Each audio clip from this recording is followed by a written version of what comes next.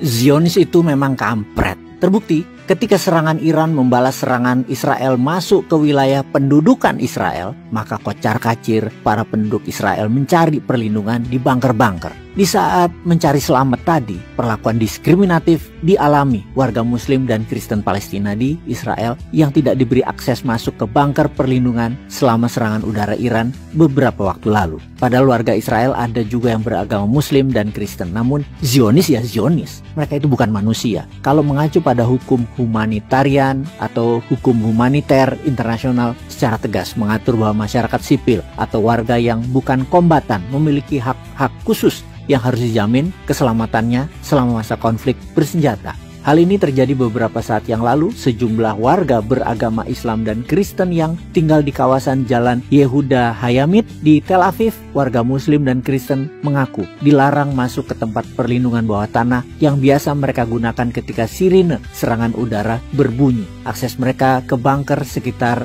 12-an warga yang mencari perlindungan pada saat rudal misil Iran menggempur wilayah Israel. Warga Muslim Kristen tersebut tidak diberi akses masuk oleh warga Yahudi dari gedung baru di dekatnya dengan menunjukkan sikap yang tidak ramah. Insiden ini menyoroti kerentanan warga Muslim Kristen dan warga Palestina di Israel. Bahkan di kota-kota wilayah pendudukan Israel semuanya itu campuran yang seharusnya menjadi simbol koeksistensi. Di Tel Aviv, sekitar sepertiga dari populasi merupakan mereka yang beragama Muslim, Kristen, juga warga Palestina dan Israel yang berbaur. Namun mereka tetap menghadapi diskriminasi sistemik oleh Zionis dalam berbagai aspek kehidupan, termasuk dalam situasi darurat. Agaknya Iran harus kita doain supaya rudalnya itu masuk 50%, bukan hanya 10%, biar ambiar itu kota-kota Israel melebihi ambiarnya kota Gaza. Untuk itu Iran meluncurkan pada gelombang ke-12 dalam operasi Janji Sejati 3 sebagai pembalasan atas serangan Israel. Mereka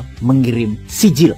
Namanya terinspirasi batu neraka penghancur Raja Abraha. Rabu malam akhirnya Iran meluncurkan rudal sijil yang tersimpan bertahun-tahun untuk melawan Israel.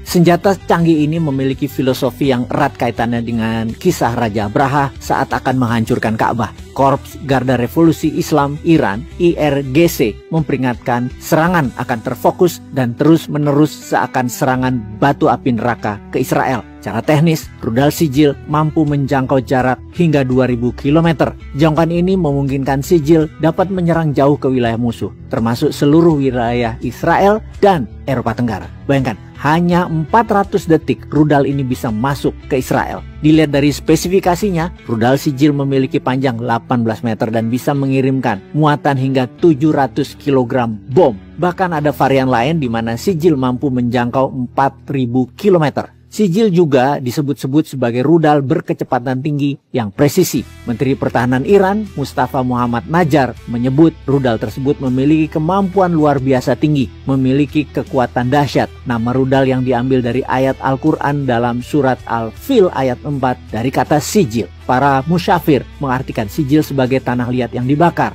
Ini adalah senjata yang dikirim langsung oleh Allah Subhanahu wa Ta'ala lewat utusan burung untuk membinasakan pasukan bergajah pimpinan Raja Abraha yang akan menyerang Ka'bah di Mekah. Menurut tafsir Ibnu Katsir, Allah Subhanahu wa Ta'ala mengirimkan pasukan burung yang berbentuk seperti burung walet dan burung balsan. Setiap burung membawa 3 buah batu yang terbuat dari tanah liat yang dibakar. Siapapun yang terkena batu ini akan hancur dan binasa. Dalam buku Hikmah Kisah Nabi dan Rasul, susunan Ridwan Abdullah Sani dan Muhammad Kadri, dikatakan batu-batu sijil berasal dari neraka. Walau alam.